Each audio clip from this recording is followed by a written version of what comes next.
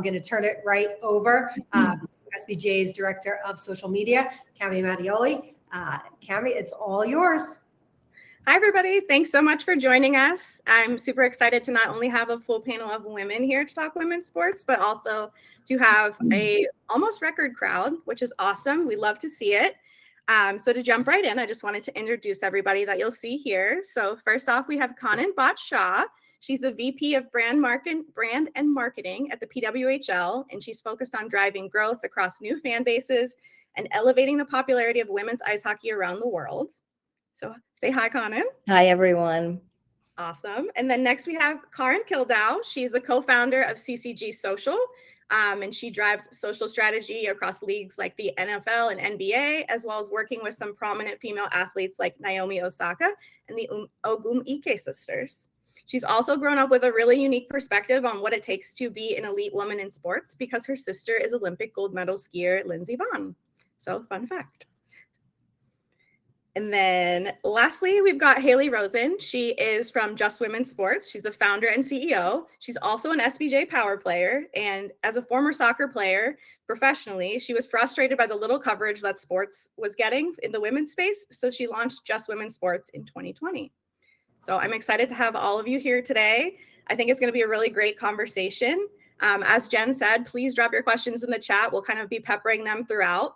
But just to frame the conversation, we're going to be diving into how women's sports and social media are evolving together, especially as we're starting to see new audiences with new expectations in the space. So to kick it off, I think I want to have the big picture question, which is kind of why we're all here. What do you think is the reason that women's sports are changing the way that we tell stories across digital platforms? And I'll throw it to Haley because I feel like she's going to have a really good answer for this one, given her background. Well, thank you. Yeah, no, I mean, this is like really the heart of it. And this is, I've said for a long time that I think social media has been sort of the great equalizer in women's sports. For a really long time, the narrative was people don't care about women's sports. They don't care about these female athletes. They're not tuning in. There's not engagement. And that might have been true on legacy platforms, but that was not true on these newer platforms like social media. You could see on these athletes' Instagrams, the engagement was crazy. They had millions of followers. There was a ton of excitement and energy, and there was like a fan lore developing around them.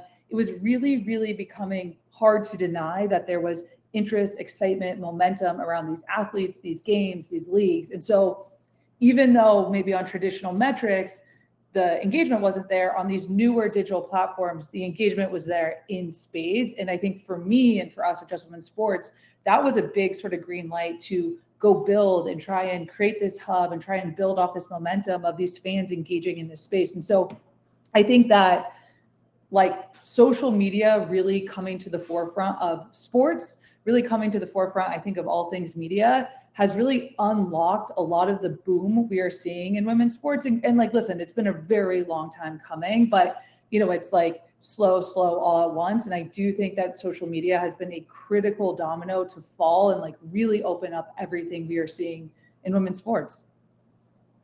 Totally. And Kanan, not to put you on the spot here, but I read some interesting facts about the PWHL and it being one of the most engaged leagues across any of the pro sports. So obviously you've got a unique perspective on how you bring that to the larger audience. So can you talk to us a little bit about, you know, what you guys have prioritized in order to build that?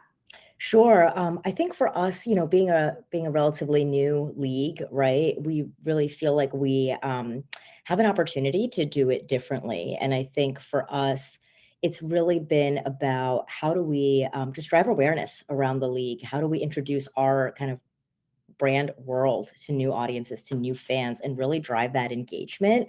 So for us, you know, social, Haley, to your point, great equalizer, great opportunity to really be able to storytell in ways that, you know, women athletes have been having to do for themselves for years.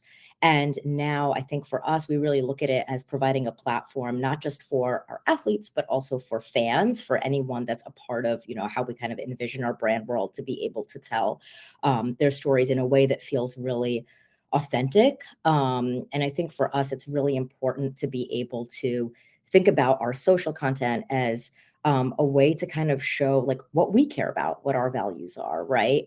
And how we want to really just connect with new fans and introduce who we are. So to be able to really use social as a tool for storytelling around, just like complete identities, right, on and off the ice, and stories around, resilience, authenticity, connection, just representation, all of these things. It's been really powerful for us. And I just, it's hugely important in terms of driving awareness and engagement, and just being willing to take risks and try new things. Totally. And I think, you guys are in this interesting space, Haley and Conan, where you're building something from the ground up, essentially. And Karin, you've got a little bit of different experience where you're coming into some folks who have already established a social presence. So is there some differences and nuances in kind of what you're seeing and how you approach that?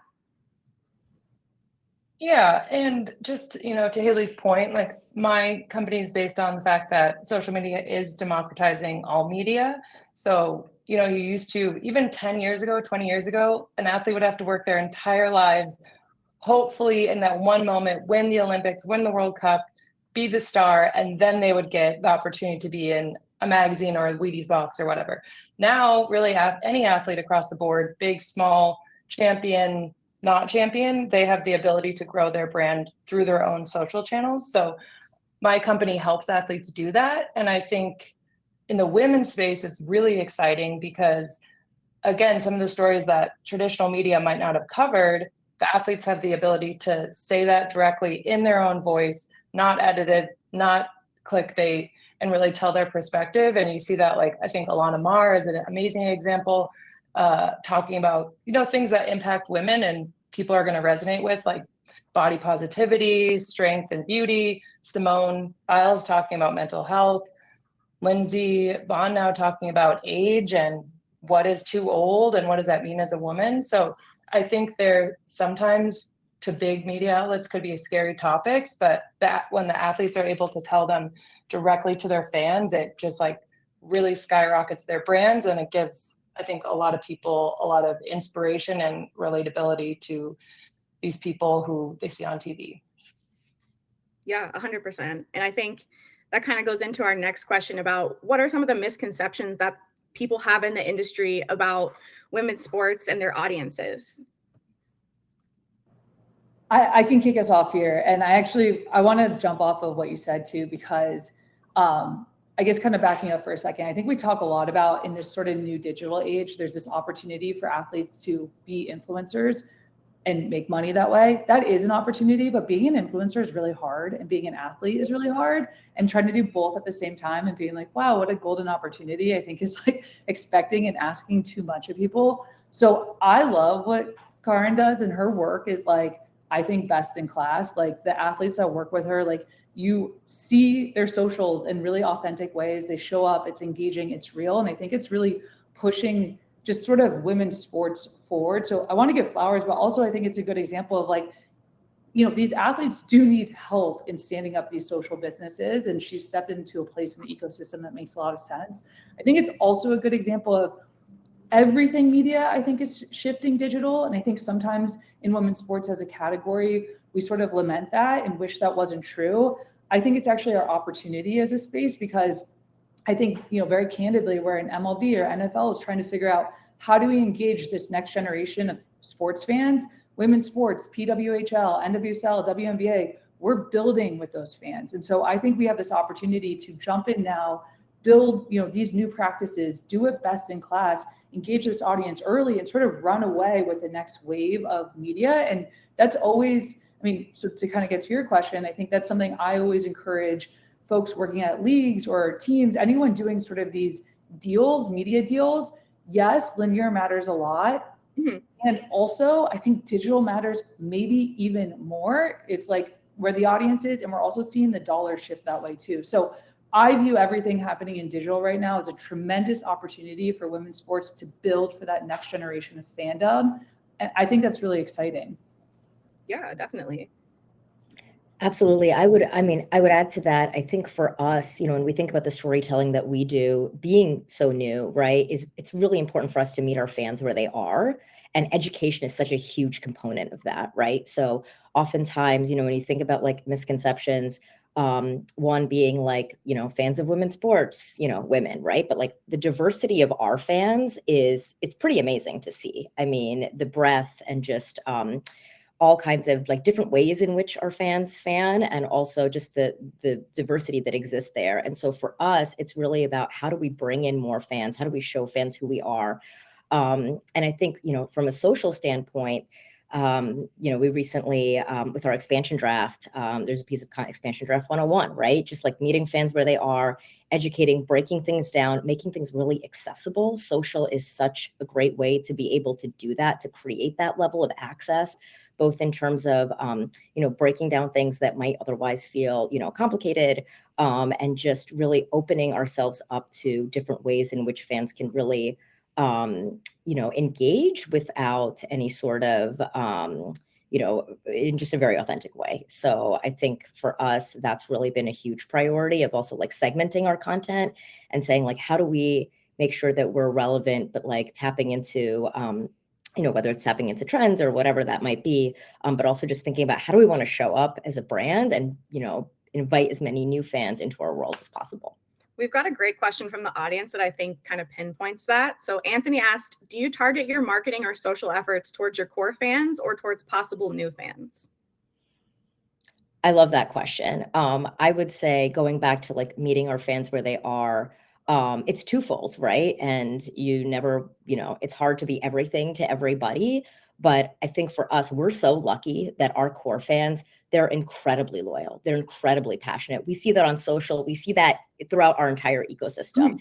And so for us, it's constantly about how are we continuing to deepen engagement with our core fans, reward them, bring them into the conversation, show them how much they mean to us. Like that is such a big piece of it. But then also continuing to find ways to make our brand and our athletes and everything that we're doing accessible to new fans who may not know who we are, right? So how are we dialing into cultural relevance? How are we finding new ways for current fans to share our content and, create multiple access points? I think one great example of that is just our Takeover tour, right? So last year we brought our game to 9 new markets that we don't play in. And from a social perspective, one of the things we did was just a UGC campaign through Greenfly that allowed new fans. I mean, about 80% of attendees, this was their first ever PWHL game. So how do we capture that magic and bottle it up and find a way to really give those new fans a platform to share their stories? And that was really successful and kind of achieved both objectives, right? Like core fan, but also seeing our world through a new fan's eyes. Yeah, definitely. I also want to dive a little bit into more of like the strategy and content tactics that you guys are using, because I think they're all going to be slightly different. So, you mentioned, Conan, that this was something you were proud of, the Takeover tour. I know Karin just came back from WNBA All-Star, and we saw the explosion of stud buds, which if you don't know what stud buds is, I'll let her explain, but it's everywhere. And she has a really interesting insight on what that experience was like and how it came to be. Yeah, I would say to go off both your guys' points, I mean, I think the shift is really in really raw and authentic content coming from the athletes. And it is not easy to do. It's not something that the athletes naturally usually kind of come up with. And I think that's a lot what we do is we give them more ideas and like broaden their lens to reach new audiences. So it's like, Janae, why don't you break down the new expansion teams? Like you're a credible source in this space and people want to hear from you. And if you speak too densely to your core audience, you're not like there's a lot of people who are casual fans that would love to have this explained in a meaningful way so that they can come in and do it. So a lot of it is that. And then I think what the next step is like the Stud Buds live, it was a 72-hour live stream. 2 athletes from the Lynx, and they literally started this account Stud Buds, and then they were like, during All-Star, we're going to go live for 72 hours. And it was absolutely on Twitch live. They were sleeping, waking up, going to parties, in the car the whole time. And that I think is absolute peak social content that people really want to see. Like, we are always trying to get athletes to like pull back the curtain. We're like, we'll show you behind the curtain, but we won't bring you all the way backstage, so that, you know, there's a little level of privacy. And they're like, come backstage with us. All filters are off, and that, like, you can tell it just resonates with people so much, because they really want to know who they are and what they do. And a lot of insights, it's not sometimes as exciting as you think, and some things are more exciting than you think. So I just think it was best in class, and I think you'll see more people doing that. And that is a great example of them creating their own social platform, their own story. And I'm sure maybe if they pitched that to somebody, they could have said no, and they did it themselves, and now the world is their oyster. So I think it's just great. And I also think a misperception too is that all the viewers are women. Like, I think a lot of athlete channels, women athlete channels, they have a really strong mix male female, sometimes even over skewing in men. So there's not just women watching women's sports, there's men watching too. And I think everyone enjoys that. So I think athletes need to keep creating like that, and like kind of getting good examples of how this can go well. To add to that, I think the content that came out of All-Star Weekend was like a watershed moment for women's sports social. And I think, like, to your point on audience and stuff, we see at Just Women's Sports, it's like 80% of our audience is under the age of 34. So young Gen Z millennials, but split almost 50-50 men, women. This is the next gen sports fan. And this is what is so exciting about this category of women's sports. We are building with the next generation of fans. And these fans, they want fun, social sports content. And I think it's just like a good reminder, because I also think for so long in women's sports, there's been this push for sort of, you know, these women are really aspirational and they're really important for young girls. And like, that is all true. And also, if we just beat that drum, it's relatively boring content. Like, we have to have fun and joy and hype and like lean into all the things that we like about sports, which includes athletes being crazy and fun and having fun team dynamics and going out with friends. And so I feel like seeing that on such a public stage was like, I think, great for everyone. This is like something I have been trying to like, you know, beat this drum for like years, that like we need to be a bit more unhinged in women's sports. Cause I can also tell you, like, when I was an athlete, I played soccer, it's like, it was so fun. Like, there was so much like joy and friendships, and people are silly and competitive, and folks can be mean at times and amazing. And like, that's what makes the world so rich. And I feel like if we only put female athletes in a box, it just becomes boring. So I think we just saw like a watershed moment, and I hope we see a lot more of that in women's sports.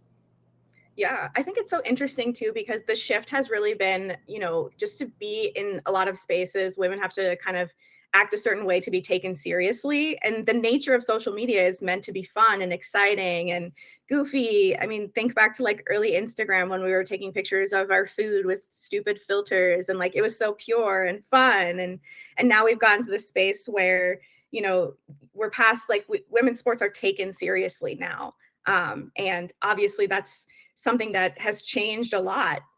So not only just the misconceptions, but like as women in sports business, there are obviously obstacles you've had to overcome to sort of get in those rooms and be taken seriously.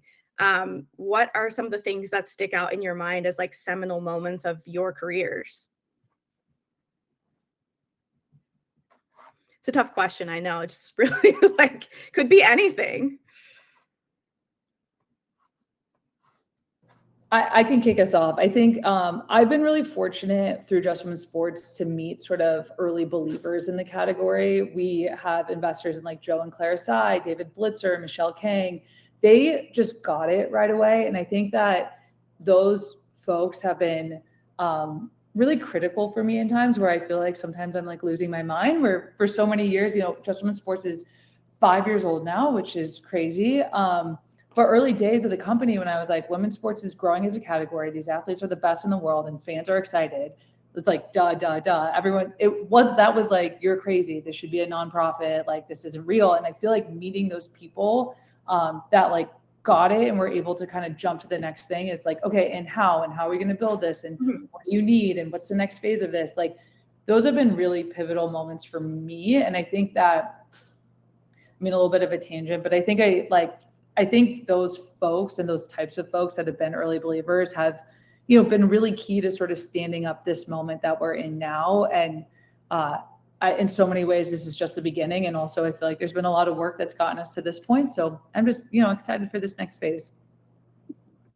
Yeah, I would also add to that, I think, not so much a seminal moment, but just more of like a recurring theme. Like there is such a, I don't want to say baggage, but like high achievement, right? And we work so hard and for so long, and now we're here, and there's, it feels like there is so much momentum, but also so much riding on that momentum, right? And so it's a really almost like fraught feeling. And I think one thing that's just helped us across, all areas of our business, not just social and marketing and brand, but like a willingness to take risks, right? Like a willingness to be like, hey, we may not get it right 100% of the time, and that's okay. That's like, let's just start building, right? And let's start taking risks, and let's start doing things that, really ambitious, really big things. And that's where, Haley, to your point, right, in terms of like momentum and building that momentum,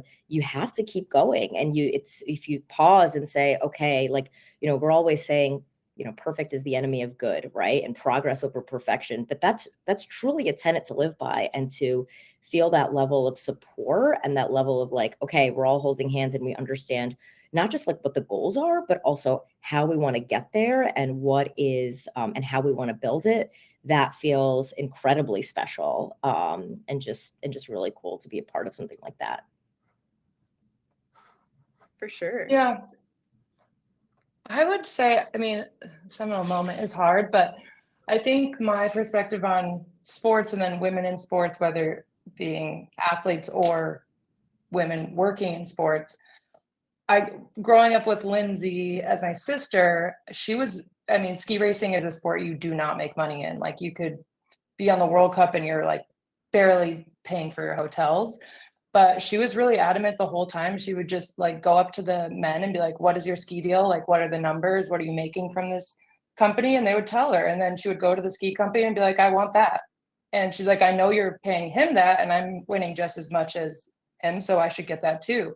So it was kind of like this concept of like not letting yourself be like, I'm a woman in sports and I'm not, it's like, just let's stand up and just ask for the numbers and see what happens. And I've seen that really be really successful for her. And working in sports, I've just kind of gone into rooms, and I think social has helped me get into a space that it's trusted, and a lot of people don't know about it.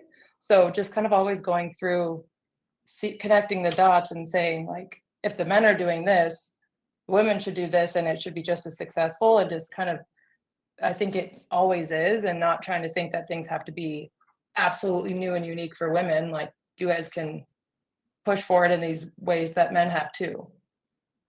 Yeah, I think there's an interesting point there about, I really enjoyed that story about Lindsay, because I think that's, just a testament to not only how far we've come, but like the amount of perseverance that you need to kind of push the boundaries. And I think, that's kind of what we've seen in social from the beginning, but even more so now when we're going into this space where we're trying to reach these new audiences. And a lot of that comes through exposure and money and sponsorships and things like that. So how do you get those people in the room that are sponsors or partners? And how do you get them to understand the long-term value that your audiences are bringing? Because typically it's been male audiences. That's who ESPN wants to focus on. That's who linear wants to focus on. So how do you stake the claim that women are passionate sports fans and that there is value and money to be made there through social? I don't think you have to stake it on women. I think this is like, again, like it's a next gen sports fan that's coming to the table. And so if you're excited about sports, like this is where the fandom is going. I think also I was laughing at the Lindsay story because it's great. And also because it's a good reminder, like there's so much money going into the space. And also, and I say this with a ton of positivity, there's so much to go. I think the women's sports category today is doing like 2 billion in sponsorship. The men's category does 600 billion. And so I just share that to say like, really, really exciting, everything that's happening, and think about the money and how it's impacting, everyone from the leagues to the expansion fees to the individual athletes, and also think how far we have to work with and what we can do and build and how much opportunity is in front of us. And so I think it's like, to everyone's point here, I feel like it's like just a reminder that like sports is a really big category and we are just scratching the surface of what this can be. And I think it's like everything is shifting to where the attention is, which is online, and women's sports is scooping up that attention. And so you want to get in front of this audience, it is women's sports, like truly. Like I feel like there's not a category, maybe AI is hotter than women's sports, but outside of that, like what is a category that's hotter than women's sports right now? These female athletes can go like live stream for 72 hours and the world is paying attention. That's crazy. That is crazy. Like name something like that happening in men's sports. Like I don't think we can. And so like this moment is like really, really exciting and it's different and it's a breakthrough. And so I think we're seeing brands like an Ally get really involved. Lily's really getting involved. You see brands like Delta getting really involved. And still, I think it's like they're only, you know, there's more to go with the brands showing up in the space. And also there's a lot more brands where they're wanting to get in front of this audience. This audience is here. You know, how do we activate? How do we make it worthwhile? How do we get them coming back?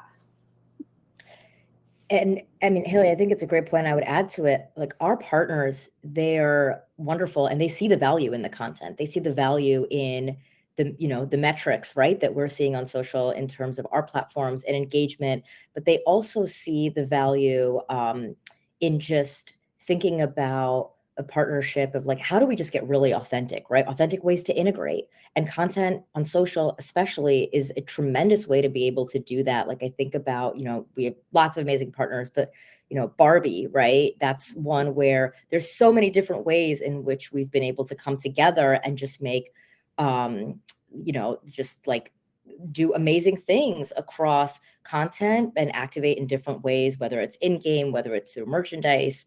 And I do think partners are seeing the value of that, and content is definitely like the first thing, right? Of how do we partner to tell really amazing stories? And I agree, we're just starting to scratch the surface there, and truly just getting started. We've got another audience question. So I think this kind of ties into Haley's last point, but Heather wants to know, she says she worked with Billie Jean King 30 years ago, pushing women's sports. What is the shift that has driven this momentum the last 5 years? Is it the new generation or is it something else?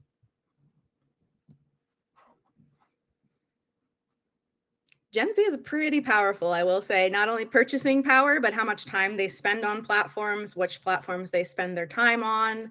I think all of that has changed substantially within the last even 2 years.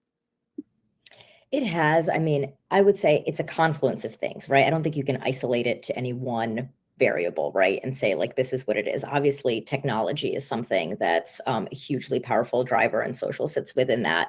But, you know, the idea of the attention economy, like that's not a new concept, right? That's been around for a while. But there is something to be said about how are we balancing this democratization and opening up worlds, right? So more people can feel a part of it, but then also driving connection, community, and our ability to do that on social in a way that, you know, you talked about like the early days of Instagram, where putting filters over like, you know, this amazing breakfast sandwich, right?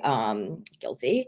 But I think that's where, how far we have come from then, right? How far we have come from those times where, you know, you see this in terms of, we talk a lot about values, right? And behaviors and how we show up. And we see this with Gen Z and the sort of like the new kind of fandom that exists in social. And it's really about authenticity. It's about showing up in a way that's very accessible, that's relatable. It's not about that pretense. It's very raw. It's vulnerability. And I think the inflection point is if we're looking at, you know, limited attention, developing a strategy that really meets fans where they are, where it is this powerful, raw storytelling, but also like funny, you know, just being really funny and being really like on trend and being an escape in some ways. And I think it's really like being able to balance those things.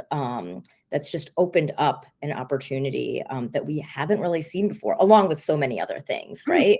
But from a social specific standpoint, I think that's one area where we've seen a shift, because it is this next generation, right, that is different from older millennials. That's really reshaping how athletes, brands, fans show up on social and how they do fan.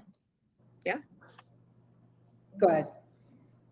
Yeah, I would just say too, like, because there's so much content, I think the old days of like, you pick the biggest celebrity in the world, you put them on a billboard and things work is kind of gone. And I think there's a point where people are a little fatigued of like, there's the pillar big men, Tom Brady, LeBron, Patrick Mahomes, and it's like, you can't use them that much. You can't, like, if every brand's just going to use them, it becomes watered down, where women's sports and the W have become like a new exciting place with new personalities and storylines. So I think it's like a very fresh perspective. And I think brands can easily like get in now, because then you get to be part of their story versus waiting.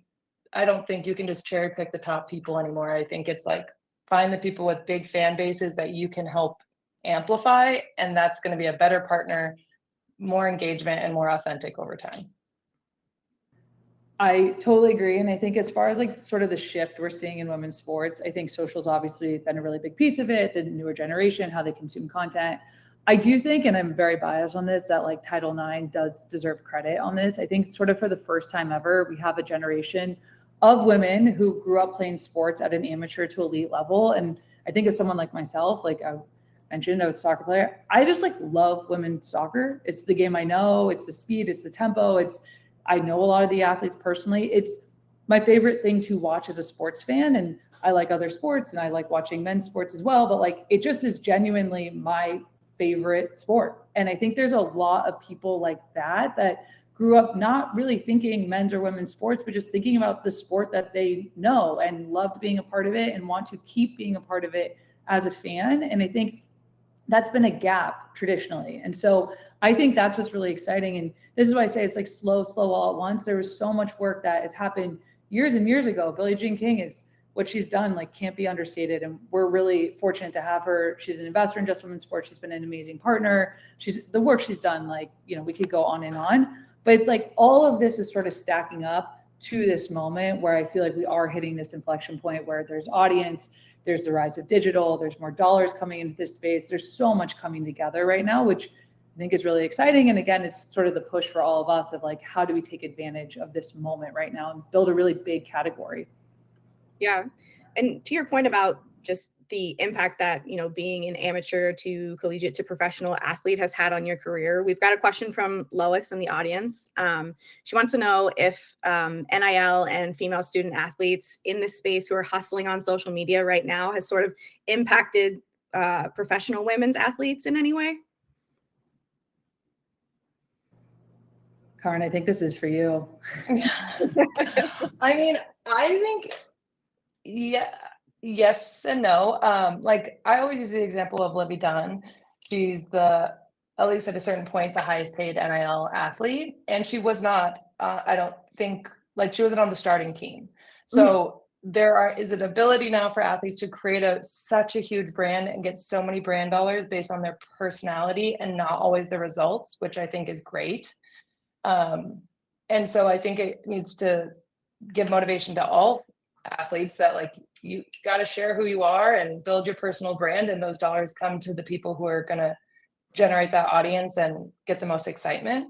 So I think NIL and this new generation of young athletes sharing on social is just rising tide lifts all boats, and it's going to give, it's single people that are changing an entire sport. And then it's up to the rest of the athletes to continue that momentum, and all the brands and all the companies to keep sharing those stories. Yeah, I agree. Neil from the audience has a question for all of us here. What do we think about the general categorization of women's sports? Is it better for media-specific platforms to cover women's sports as opposed to, say, a hockey media platform to cover men and women equally? I can share how I think about it. I think that legacy media is really stood up around the NFL, the NBA, and maybe the MLB. And we call those companies, you know the names of them, but that's sort of legacy sports media. Our vision with Just Women's Sports was to build the same type of property and like stand up that same type of vehicle around PWHL, WNBA, NWSL, like women's sports leagues. And so, yeah, I think there's opportunity to slice and dice the sports category however you want. I think for us, that's our vision. And like, it's not just women's sports for women. It's like literally just trying to be very clear that like our priorities are these women leagues where, you know, their temples are our temples. You want to activate in big ways around WNBA All-Star. Like WNBA All-Star is a really big temple for us. So I think it's like that is just complete white space in the media environment today. I don't think it's candidly a lot deeper than that. I think it's just like there's not enough here. We know there's fans that are really excited about it. So we want to focus on it fully, deliver the best content every day for that fan base. And I hope our fans also follow other platforms that cover NBA. You know I do. It's not either or. It's, you know, for me, when I started Just Women's Sports, I'm a born and raised LA person. Like I follow the Lakers, I follow the Dodgers. I just like didn't understand why I couldn't follow the NWSL or WNBA. It was like deeply confusing to me. And so it came out of just wanting to solve that and like, you know, shore up my sports media mix. And that's really sort of our North Star. Yeah, I think that makes a ton of sense. I would agree. I would also say, you know, we know that fans of women's sports, they fan differently, right? And so when we think about just an overarching content strategy and the ways in which we want to be able to, you know, engage with our fans and give them what they want, right? Whether it's merch, whether it's content, whether it's the in-arena experience, whatever that is, it's really important to be able to do that in a way that doesn't fit some sort of a legacy strategy, right? And so to be able to carve out that space is really important for us. And again, we're continuing to learn as we go, but that sort of feedback loop, it becomes something that kind of fuels itself. And one way to do it, maybe not the only way to do it, but maybe like at least now as we're growing and scaling, is to really be able to focus on that best possible experience, right? And so again, I don't think it's an either or. I think it's you know, consume and engage in all the different ways that you want to and that you can, and in all the different places. And we're just kind of one big piece of that. Yeah. I think one of the things we think about too is not only how do we get there, but how do we measure how far we've come, and, you know, what do we consider a success? I know for us, we've focused more shifting away from sort of impressions to shares, to things like, you know, we want to be in the group chat. We want our content to appear in these places that aren't just the feed of followers. So Tiffany in the audience asked how you guys measure success on social. Is it just engagement numbers, or are there other things involved in those calculations for you guys? I would say in our perspective for athlete channels, we really try to encourage them to look at shares, because shares is essentially double views. Like if someone liked it so much that they probably liked it, they probably commented, and then they sent it to somebody they know. Like that is a very, very high level of engagement. And then that person is also going to then like it, share it, comment it, and send it to somebody else. So like if you create content that has value or nostalgia or relatability, that's where it's going to really resonate with people. I don't think it's all about followers. And then we also, for athletes' personal brands, do encourage them to post things that showcase who they are, even when it doesn't do well. So like a good example, like an athlete who loves reading books, it's like they could post once a week of their book of the week. That's going to do horrible probably. But when you look back, they'll be like, oh, the post is tanking. It is horrible. I'm like, yeah, but over time, people are going to be like, oh, that's the athlete who loves reading, and it will slowly build this connection to them. So making sure that it's not always about just engagement. It's also about like holistically, what's the story you're telling about yourself. Repetition. Yeah. I would agree. I mean, it can't just be quantitative, right? And we know that quantitative metrics are important for a variety of reasons, but, you know, we obviously look at engagement, we look at shares, but we also look at like the conversation and like how is our content becoming part of the conversation, not just on social, but also like beyond that, right? So you mentioned the group chat, like those shares are an indicator of this is happening, right? In terms of driving awareness. But I think in terms of the qualitative piece, it really is about multi-dimensional kind of storytelling, right? So it's not just like, did this work, but like, are we brand building? Like, are we using content to brand build? What is this in service of, right? It's not just about, okay, it was shared and then great, it became part of the conversation for a little bit and then poof, on to the next, right? Going back to that attention economy. But we have to think about content as brand building, as building on top of, what's like the longer term strategy. And that's kind of how we think about it too, of like, yeah, maybe this piece of content didn't do so great, right? But what did it achieve for us in terms of other areas? Or going back to, the expansion draft 101, like, okay, this is serving a myriad of purposes, right? We're educating, but then, wow, this was really successful. We saw great engagement with it. How do we now build on this and turn this into a content franchise that continues to achieve the same goals and bring in new fans in a way that meets fans where they are? I think to everyone's point, like content needs to be really intentional, and the intention doesn't always have to be to hit some metric. It could be brand building, it could be to storytell. I do think as it relates as like content sort of like as a business or content working with sponsors, like if we want the big dollars, we got to show up in big ways, which means we do have to hit our metrics.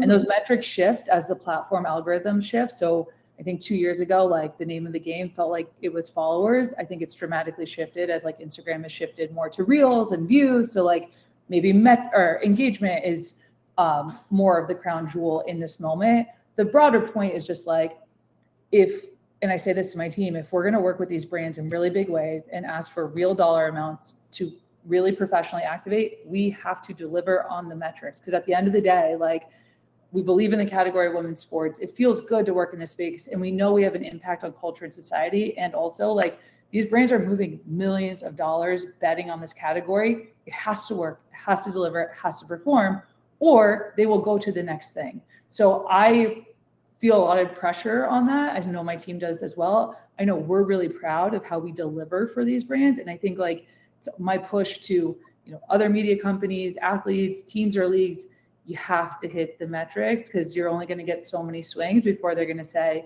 my $1 million is better spent elsewhere. And like we don't want that. And I don't think that's where we're headed, but I think it's like important to remember that this is a business, and at the end of the day, these businesses show up because it moves a business metric for them. And so we have to be a good teammate in doing that. Yeah, I think that layers in well to a question from Brad in the audience. He wants to know how you balance authenticity and virality. If you're chasing those metrics like impressions or followers or page views or whatever it is, do you feel pressure to tap into trends that may or may not align with your brand to get there? This is where I think the women's sports audience is really good at sniffing you out. Like, I think that if you're just chasing a viral game, like this audience is really good at being like, no. So I think this is like something that's exciting about this category. People get it, they care deeply. And so, it's like, you do need to deliver, you do need to get in front of a big audience. We do need to grow the casual fan base, but we have to do that authentically, or people are going to sniff it out. They're going to come and go. It's not going to be sustainable. So it's just what it has to be, I think.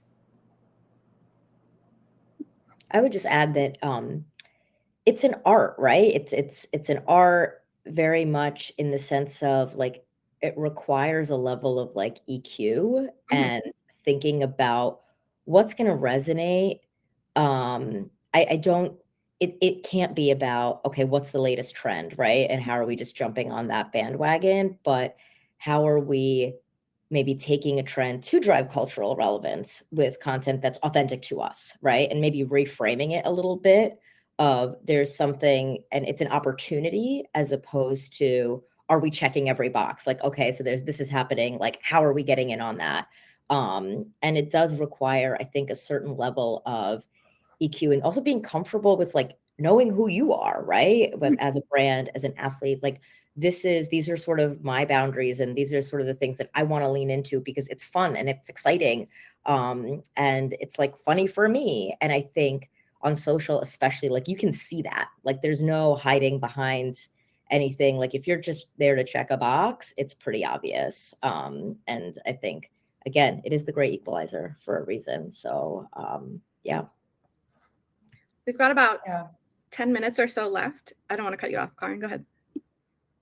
Oh no, I was just gonna say, all we do when we're posting for the athlete, you know, we're telling them this is a good trend or this is a good concept. And a lot of it is mental for authenticity. Like you have to actually be like, people want to see you for yourself. Mhm. And your things that are different are actually your biggest value. But authenticity is very challenging and it takes a lot of reps for people to build that. And I think that's where most athletes are going wrong is they feel they have to show up and do the perfect carousel with the cool looking pictures and that's not authentic. That's like, I'm like, everybody has the same thing. So what's your unique perspective? And that's our biggest thing is being like, trust us. We're going to post this and people are going to like it because it's you. And then once they see the numbers come in when it is them, that's like when everything changes. And so it's harder than it seems, but it is the golden standard. So Trust in social teams is so important. I mean, you know, not only just for the people that are on the keys, but if you've got community managers or you've got folks who are really just trying to figure out what that tone of voice is for brands and for athletes and influencers, everything across the board, everyone's getting more and more savvy trying to figure out, is this, you know, undisclosed branded content or is this how this person actually feels? So I think we are definitely going to start to see a shift there as we get more into people getting tired of just influencers as a category. I want to look ahead in the last couple of minutes and just really think about, you know, if we're sitting here in a year, what's one thing that you hope has changed about the way that women's sports are covered or talked about on social? For me, it's going away from the influencers. I think athletes are influencers. I don't think we need separate influencers. I mean, I can go. I think overall, I've said it this whole time, but I think I would like to see the shift of the individual athlete understanding the power of their channels and their voice. Mm-hmm. And I think having people really understand that the brand dollar is spent on individuals. I just recently said this, but influencers have reach, athletes have reach and credibility. So people need to understand that when they're spending money with an athlete, you're not just getting somebody with so many followers, you're getting a person that like has worked their whole life for this and is the best in the world at their sport. So I think across all sports media platforms and individuals, people have to understand that working with athletes has more than just the numbers. It has a credibility throughout the market.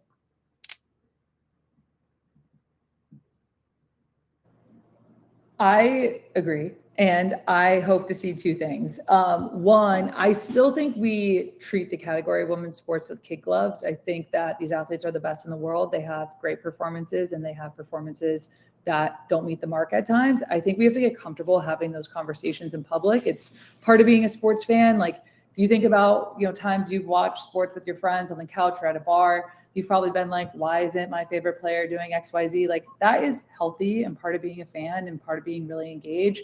How do we bring more of that to the dialogue? And to be clear, I'm not advocating for tearing down female athletes. I just am advocating for sort of the theme of this, of like an authentic sports fan conversation happening in public spaces. I think it's really important. It's something that we at Just Women's Sports are thinking about a lot of like, how do we do that in ways that are productive? And I hope to see a lot more money. We have a long way to go to fuel this category. And like the reach is there. Like you look at the metrics, like people are showing up in stadium, they are buying the merch, they are watching on TV, they are engaging in social. The audience is there. I think the push for everyone working in the space is now, how do we effectively monetize this audience? Because it's what we need for this to all be a big business, sustainable, to get these athletes paid. It starts with the dollars through the top of the funnel. And so, yeah, I hope we see spicy coverage and there's dollars coming behind it. Yeah, I think, I mean, you both said it so perfectly, but it's really just more, right? And more of everything, more coverage, more eyeballs, more going back to earlier, like mainstream, we say, you know, mainstream and legacy, like there's no, just, I think the floodgates are definitely open, but just more volume while still being intentional, of course, but just being everywhere all of the time. I think sometimes we have a tendency to say like, yeah, this is our moment, right? This is the time. Like, look at how far we've come. Look at how things have changed. But also just making it, continuing to build on it. And it's like never enough, right? Because it's just not being accepting or complacent and just continuing to have the highest ambitions, because I feel like that's how we've collectively gotten here. So yeah, just more. I want to leave with one. Well, first of all, thank you guys so much for joining us today. I feel like this has been a great conversation. The chat has been popping off. Everybody's been asking questions. I want to leave on a note of advice. So what advice would you give to someone who is working in the social space and covering women's sports? I can start. I think going back to trust, that's huge. I would say, think about, whatever ideas you have, and think about the relationships you're building. It really does come down to relationships that you have with your athletes, relationships that you have with leadership, relationships you have with your team, your content teams. It just comes down to trust, and being able to build that trust over time. And I think that really will pay dividends. I think the other thing I would also say is, don't be afraid to take risks. I think that's how we've all gotten to where we are and built what we've built. And so being able to take thoughtful, intentional risks and think about, rather than following in a legacy path, what's a way to do it differently, even looking outside of the category. Those would be kind of my two things. I can go quick. On that same note, I always say speeding tickets, not parking tickets. So much rather you get in trouble for going fast and trying something new than sitting around saying, I can't do this because this has never been done. So like, we always encourage people, social is forgiving relatively. So like, try a new idea. If it doesn't work or it fails, like try a new one. So speeding tickets, not parking tickets. Love that. I love that. And what I'd add is just like buckle up and enjoy. I think like we are truly at an inflection point. If we think the last 5 years were crazy in women's sports, I think we're about to see something totally, totally different. I think it's about to be wild in all the best ways. I think these athletes are going to be mainstream celebrities. I think this whole thing is going to get bigger, louder, more conversation. So buckle up and enjoy. Lots of car themes going on here. Well, I'll take it from here. I want to thank, of course, the panel, everybody who stayed on. People hung on for this whole hour, which is just a testament to the quality of this discussion that we had, and you all, and the generosity of your insight and your expertise. So I thank you all. Cami, thanks for some great leadership and steering on this. The chat was, like she said, absolutely popping. LinkedIn's flying, people sharing their information, and some really, really smart questions asked. So again, we love this Business of Women's Sports series. We think, there were some really, I think our furthest away, I saw Botswana on the list in terms of people who were tuning in. So just absolutely amazing leagues, teams, marketing agencies, men's leagues, everybody's interested in women's sports, to steal a semi-familiar phrase. So, we're going to keep this series going. Look for another one coming in September. And if you guys have any ideas for ones you want to see in future lives, please don't hesitate. Shoot me a LinkedIn, shoot me an email. We'd love to hear all ideas. So thank you all for your time, and have a wonderful Wednesday. Thank you. Thank you so much.